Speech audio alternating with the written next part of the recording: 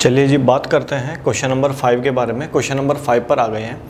5 को पढ़ते हैं क्या क्या दिया हुआ है हमें गिवन है A B C D is a parallelogram. ये एक पैरेललोग्राम है। अगर ये पैरेललोग्राम है तो इसका मतलब इसके अपोजिट पेयर आपस में पैरेलल होंगे। ए डी पैरेलल होगी बी सी के and A D B C के पैरेलल होगी और ए बी पैरेलल होगी डी सी के।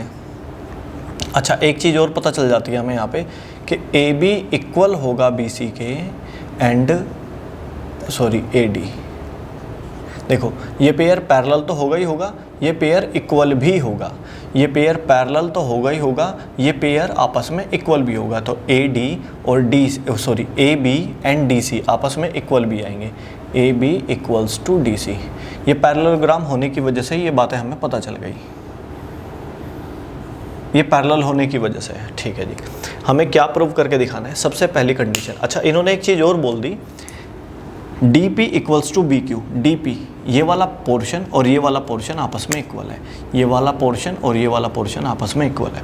अब इसका सॉल्यूशन देखते हैं। हमें क्या क्या प्रूव करना है? सबसे पहली कंडीशन ए पी डी। ए पी डी इस ट्रायंगल को और इस ट्रायंगल को आपस में कॉन्ग्रेंट करना है। किसको? सी क्यू बी को। तो हम बस यही ट्रायंगल ले लेते हैं। सॉल्यूशन जब स्टार्ट करते हैं हम तो यही वाली कंडीशन ले लेते हैं जो हमें प्रूव करनी है। तो इन सॉल्यूशन में लिखते हैं हम in triangle A P D and triangle C Q B. ठीक है जी, ये ले लिया हमने। अच्छा, आप एक बात पे गौर कीजिए, ये लाइन और ये लाइन पैरेलल है। देखो दो लाइन आपस में पैरेलल है। इस तरीके से ये ट्रांसफर लाइन काट रही है। ये डी बी एक लाइन काट रही है, ऐसे ऐसे एक लाइन काट रही है। तो क्या ये एंगल और ये एंगल आपस में बराबर नहीं होने चाहिए? यानी कि ये वाला एंगल इसको मैं 1 लिख लेता हूँ और ये वाला एंगल इसको मैं 2 लिख लेता हूँ, आपस में बराबर होने चाहिए। तो हम लिखेंगे कि in triangle A P D angle 1 equals to angle 2। इसका नाम है alternate interior angle because A D parallel B C. तो जहाँ पर भी ये Z बनता हुआ दिखाई देगा आपको, वो एंगल आपस में इक्वल होंगे। अल्टरनेट इंटीरियर एंगल होने की वजह से ये आपस में इक्वल पड़े जाएंगे। ठीक है जी, इक्वल हो गए। आगे देखते हैं और क्या क्या पता है। मुझे पता है कि ये लेंथ और ये लेंथ आपस में इक्वल भी है, एंगल तो बराबर है ही, और ये लेंथ भी इक्वल है। A D equals to B C. Given लिख लेते हैं इसको, या फिर आप इसका रीज़न दे सकते हो opposite side of a parallelogram. ठीक है जी, और आगे देखते हैं और क्या क्या लिख सकते हैं हम। ये लेंथ इस लेंथ के इक्वल। अब देखो ये length P D equals to B Q, ये भी गिवन है ना, ये दे रखा। इस ट्रायंगल की ए डी पी ट्रायंगल की ए डी लेंथ और इस ट्रायंगल की बी सी लेंथ आपस में इक्वल है। फिर इस ट्रायंगल की ये लेंथ और इस ट्रायंगल की ये लेंथ उन्होंने ही गिवन करी है। इस ट्रायंगल का ये बीच वाला एंगल और इस ट्रायंगल का ये बीच वाला एंगल आपस में बराबर है। ये दो लेंथ इन दो लेंथ के इक्वल है, इनके बीच का एंगल इनके बीच के एंगल के इक्वल है। इन तीन बातों की वजह से मैं क्या बोल सकता हूँ? इन तीन बातों की वजह से मैं बोल सकता हूँ कि triangle A P D congruent triangle C Q B. Reason है साइड, उनके बीच का एंगल, फिर साइड एंगल साइड प्रॉपर्टी की वजह से ये आपस में क्या आएंगे? आपस में कॉन्ग्रेंट आएंगे। पहली कंडीशन आपकी प्रूफ हो चुकी है। अगर ये आपस में कॉन्ग्रेंट आते हैं,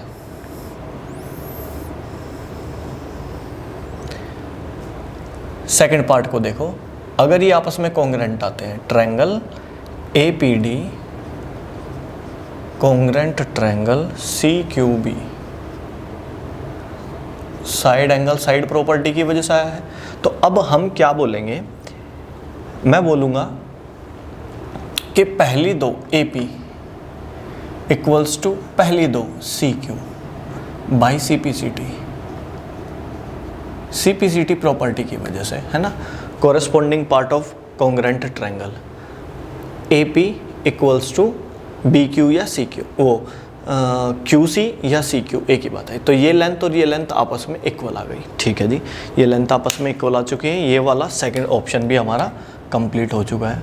ठीक है जी, अब दूसरा देखते हैं, third portion.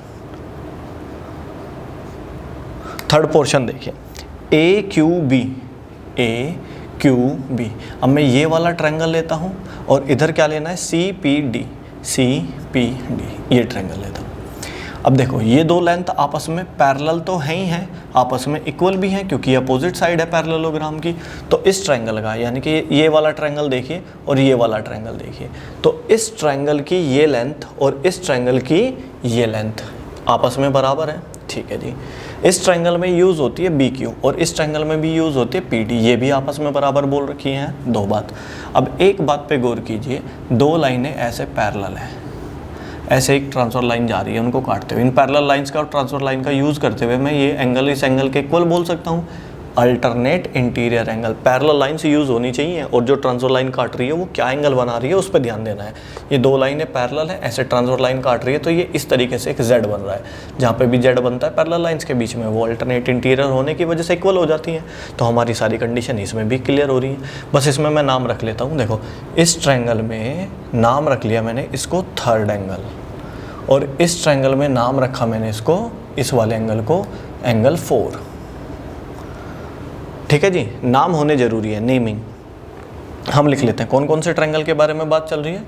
In triangle A Q B and triangle C P D, A Q B and C P D, इस ट्रायंगल में ये यूज कर लिया हमने। क्या क्या कि A B equals to D सी,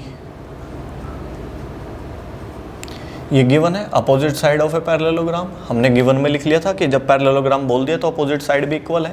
ठीक है जी। दूसरी बात हमने देखा कि बी क्यू और पी डी ये बोल रखी हैं आपस में बराबर, ये गिवन में है। ठीक है। फिर हमने देखा इसका ए बी क्यू में एंगल 3 जो आता है वो इक्वल है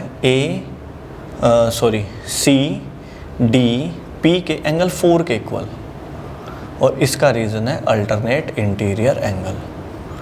इस वजह से क्या होगा, ये triangle A Q B congruent triangle C P D, side angle side, दो साइड और उनके बीच का एंगल है। देखो इसकी ये साइड और ये साइड और इनके बीच का एंगल, इसकी ये साइड और ये साइड और इनके बीच का angle.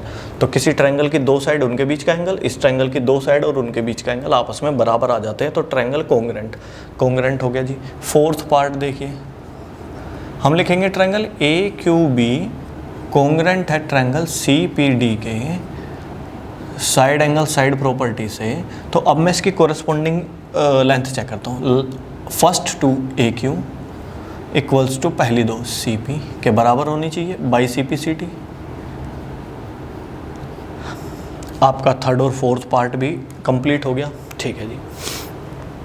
From equation second and fourth, second and fourth में देखो, सेकंड में क्या लिखा हुआ है, A P equals to C Q. फिर लिखा हुआ है फोर्थ पार्ट में लिखा हुआ है A Q equals to C P. अगर किसी क्वाड्रिलेटरल में अपोजिट पेयर इक्वल आ जाते हैं तो वो पैरेललोग्राम साबित हो जाता है, या फिर अपोजिट पेयर पैरेलल आ जाते हैं तो भी वो पैरेललोग्राम साबित हो जाता है। तो हमारे पास क्या आ गया, देखो ध्यान से देखो कौन सी फिगर है ये, A P equals to C Q, ये लेंथ और ये लेंथ आपस में इक्वल आई है। फिर हमने देखा ए क्यू, ये लेंथ और ये लेंथ आपस में इक्वल आई है, ये पेयर इसके बराबर, ये पेयर इसके बराबर, इसका मतलब ये एक पैरेललोग्राम है। So we can say that